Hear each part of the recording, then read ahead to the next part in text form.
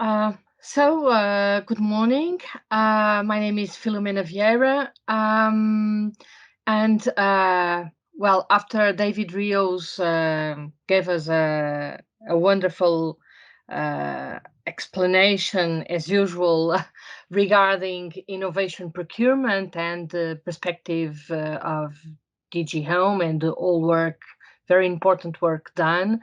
I will address this more general introduction to innovation procurement. What I will try to do is first to establish a common language regarding innovation, because what we see in practice is lots of times everyone talks about innovation, but everyone is talking in a different sense. So it is important to have a common understanding regarding what does innovation means, what is the difference between innovation and research, for instance. I will explain a bit what is the position of iProcureNet, especially joint cross-border public procurement. And then I will go on with some organizational and topics for what I think it's practical questions for discussion. I must say that I won't see any questions because I have the screen with the presentation. So please, if someone wants to ask something, please just, I believe, raise your hand. I don't know whether I see, or please, George Kokinis, tell me.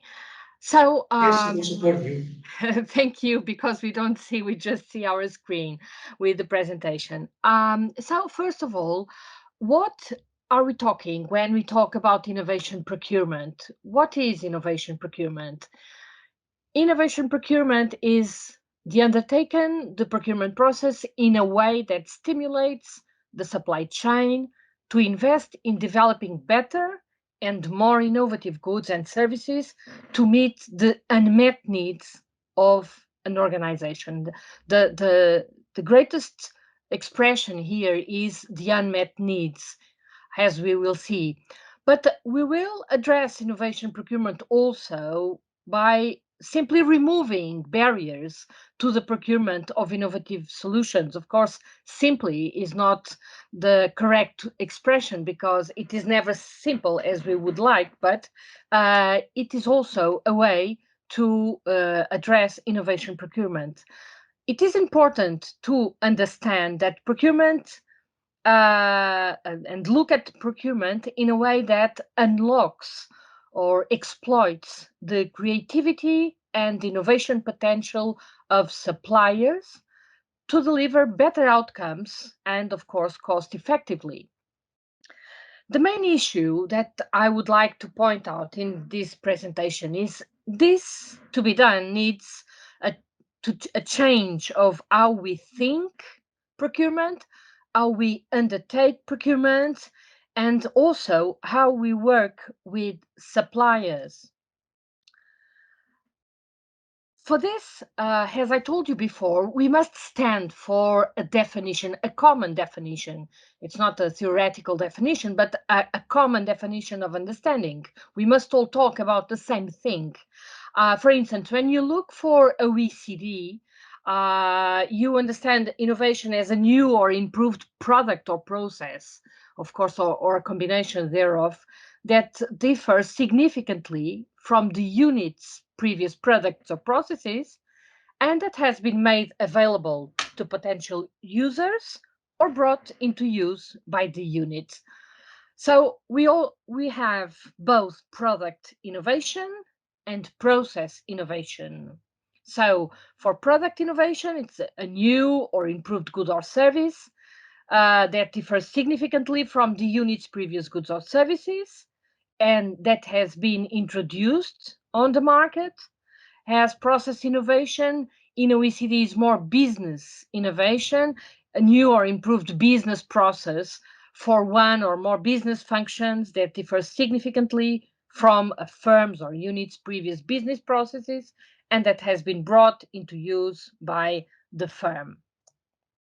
But when we look to under the European framework, innovation procurement encompasses both the buying of the process of innovation with partial outcomes and or the buying of the outcomes of innovation created by others.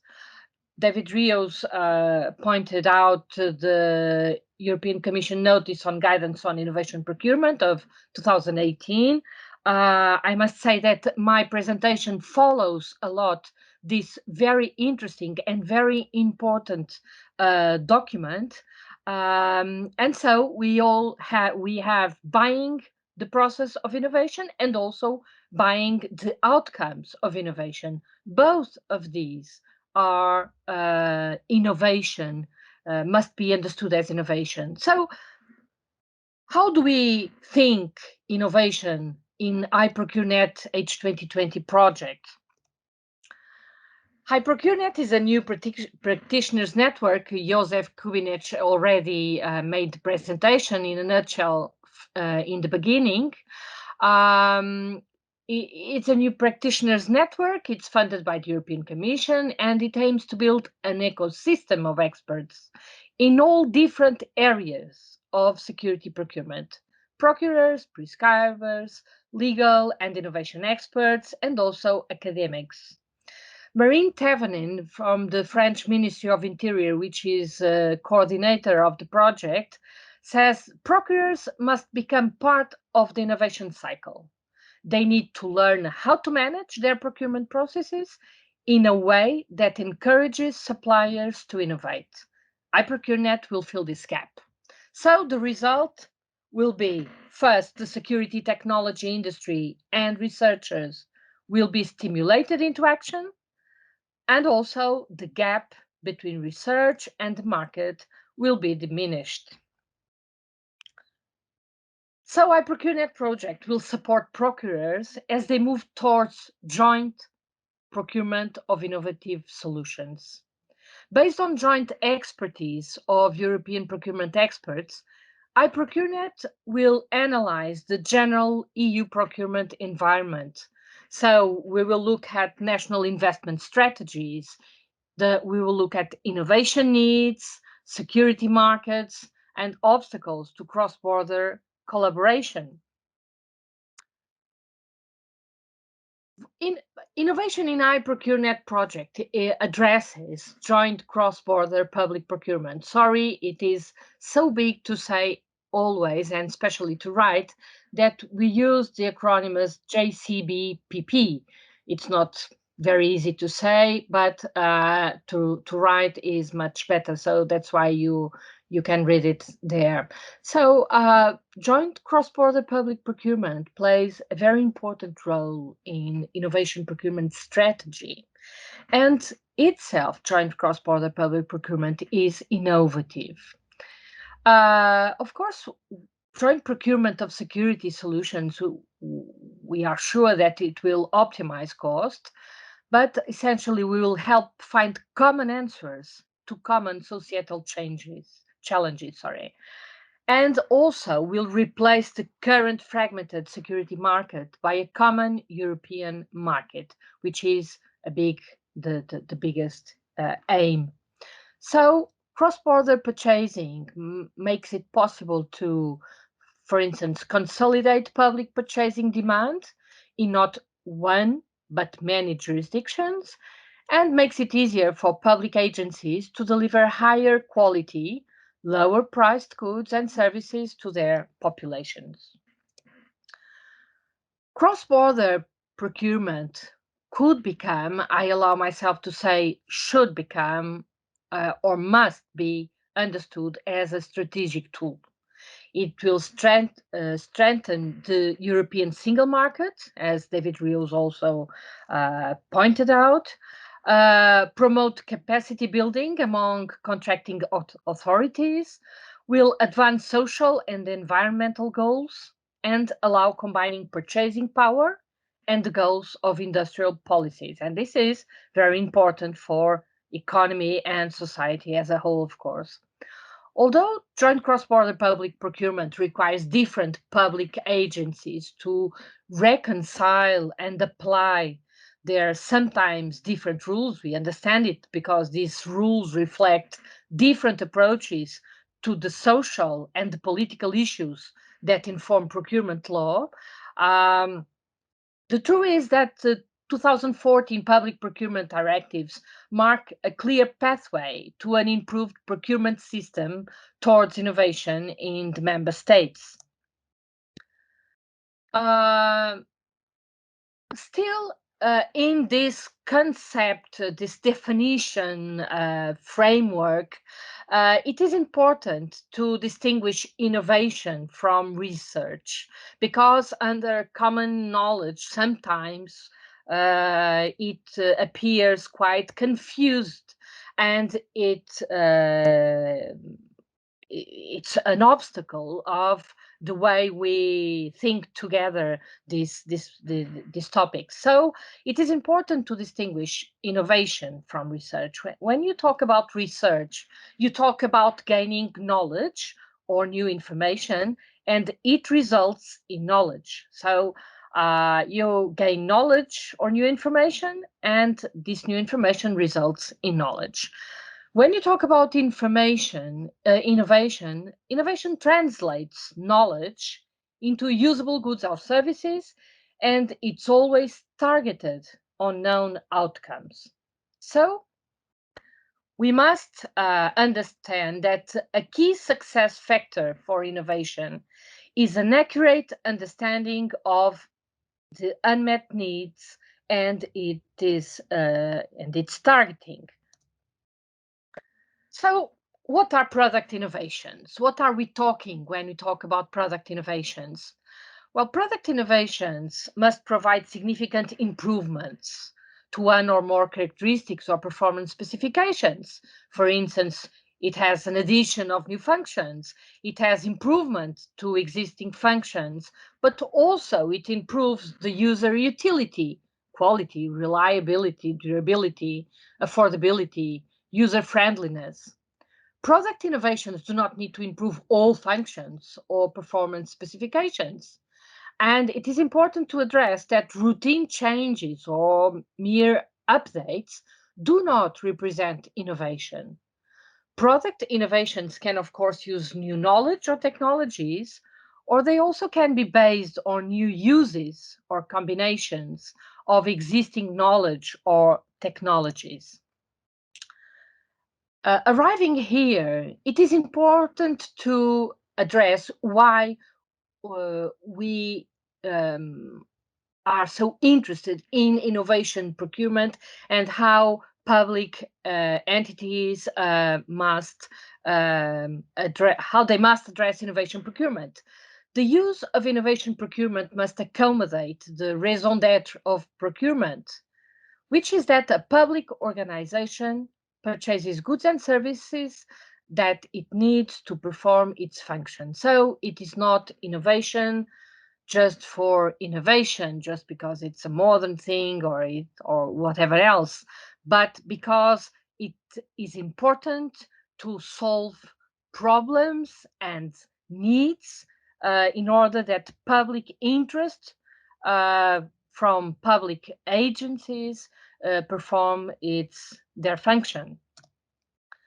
So we have two ways, in a simpler way to address this. You have two simple ways to look at public procurement, even as an innovation tool. Public buying is preeminent in several domains, we know it. And the first approach to innovation depends in the way public purchaser addresses public procurement. Because we can say, as public procurers, we can say, ask, what shall I buy? What am I going to buy? I'm going to buy goods and services with innovative characteristics, or I'm going to buy goods and services already existing. And this balance here in between this, it depends a lot if I make more technical and descriptive specifications in tender documents, or if I use more functional specifications.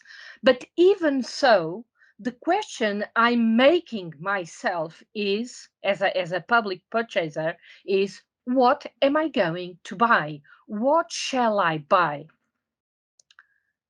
But public procurement as a strategic innovation policy tool should put public procurers making another different question.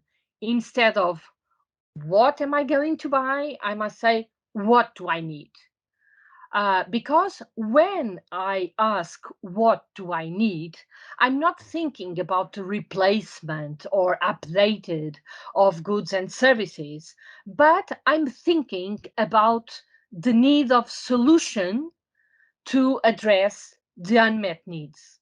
And this focus, this difference of the approach makes the difference on the how we are going to pursue and how are we going to get more innovative, more successful in our innovation steps. Of course, we can ask if it is enough to describe the unmet need in tender documents. We know that we mustn't be prescriptive or too prescriptive, at least, to describing of goods or services, because that is an obstacle to innovation from suppliers. Suppliers are the ones that know the business, the solutions. So we as public procurers, what we know is what we are lacking of, what is our need, what do we need, and what is the outcome that we want to achieve. So we must put in tender document specifications in order to obtain innovative solutions. We must describe the outcome and the need. But I say it's not enough. There are framework conditions for innovation procurement. Procurement approach can unintentionally block innovation process. We know that under organizational studies and practices, resistance to change is a real factor that we must deal with. We also know there is a risk aversion funded in several issues that we don't have time to discuss here. And we also know that procurement processes often reflect historical situations and old solutions. So usually things get replied. We go on making updates, but not innovating. This hinders that take up innovation. Without customers, suppliers don't develop new solutions. And this is a big loss for public sector and of course for the economy and the whole society. So in these framework conditions to foster innovation, we should look to organizational conditions. Do we have in our organizations public procurement plans towards innovation? Do we have guidelines to favor innovation? Do we address innovation as an horizontal mindset of the organization? Because it's not something of the procurement department or the innovation department, sorry. We must do close assessment of previous contracts implementation. We must know bottlenecks, difficulties encountered, organizational technical constraints, because this will be a most valuable key to address and to assess the needs, to make the needs identification. We also must foster cross-functional teamwork, because there is no innovation in what is called now in HR um, organization silos. We cannot be in our department talking with each other only in our department. That doesn't foster or boosts innovation. Procurement and legal team cannot be separated from technical team. The tender procedures must be designed considering the needs, the knowledge, and the practice of the organization. That is the only way that we can choose the adequate procedure. So, when talking about choosing the adequate procedure, we must talk about choosing innovation friendly procedures. This workshop and I'm very happy. I didn't tell anything in the beginning. I'm sorry, but of course, thank you so much for being here, and I'm very happy and proud to share this workshop. Um, Choosing innovation friendly procedure is not only PCP or PPI, because but although this is the focus of this workshop, but in a wider idea I would like to carry out here, we can also start adjusting ready to use innovation procedures. We have competitive procedure with negotiation, we have competitive dialogues, and we have innovation partnership. We also have design contests that are specific, but they exist. And of course, we can procure research and development in order to develop a tailor-made innovative solution. As my colleagues from iProcureNet will explain later on, open market procedures are particularly relevant, and intellectual property rights reserved to contracting authorities. And we also have PCPs, pre-commercial procurements, the contracting authorities sharing research and development benefits with the economic operator, but keeping the right to use research and development results and the right to license, for instance, to third parties under reasonable market conditions, the IPR as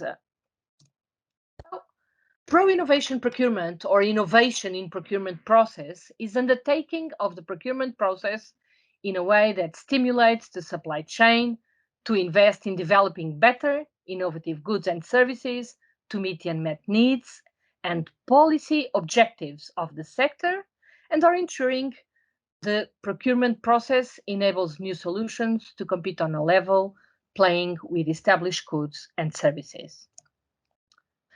So, coming to an end, I just put here some tips about do's and don'ts, ideas to be avoided by contracting authorities, but they are so common. Something like we cannot introduce innovations because we don't know what is available in the market. We cannot prepare tender specifications because we don't know the technical characteristics of the goods or services to be bought. Procurement or legal team must only be involved after all technical decisions were made. Variants never foster innovative products or services. Or consulting the market is always a violation of competition laws. This is something that also appears. To trigger innovation, the do's, what I call the do's, and I follow here the Commission notice guidance on innovation procurement. It is very important to develop an innovation culture in the organization. To attract innovators, we must reduce red tape, burdens for tenderers. It's, for instance, interesting, a larger adoption of ESPD. Um, the adoption of proportional selection criteria, allowing the participation of SMEs. The adoption also, the division into lots that improve startups, innovation startups, and SMEs participation, and also prevents supplier lock-in that occurs with sometimes. It's also very important to use of standards, open data, open interfaces, and open source software. This for attracting innovators. Attracting innovation, it must enable the submission of innovative offers. For that, the needs assessment is fundamental, is crucial, because the needs assessment uh, reveals the real needs, reveals the improvements that are desired by the contracting authorities. This needs assessment leads to the designing process of tender documents and, of course, encourage the purchasing of innovation instead of buying off the shelf. It's also very important to explore the state of the art, the SOTA. And for that, open market consultation is very important as well. As well of course, open market consultation is also very important to show the market that what we are thinking of, what we are intending to do regarding innovation processes or products or solutions. So, tender expressing functional requirements, descriptive needs, and the outcome desired or outcomes desired. This is, well, what I called the do's.